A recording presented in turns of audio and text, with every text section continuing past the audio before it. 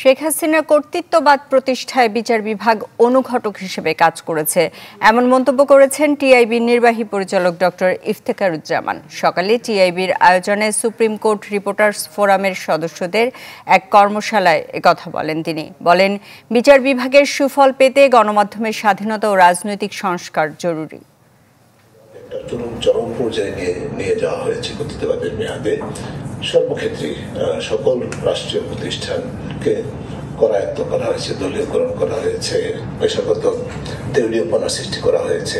সকল ক্ষেত্রে সকল প্রতিষ্ঠানে কিন্তু বিচার বিভাগ তার অন্যতম শিকার ও বিচারক সেটা শিকার হয়েছে। আবার বিচার বিভাগ সেখানে কর্তৃত্ববাদের বিকাশের অনুঘটক হিসেবে ভূমিকা পালন করেছে। আনফরচুনেটলি আরএফএল SWR পাইপই মাপে যা বলে তাই দেয়। RFL SWR Pipe and Fittings.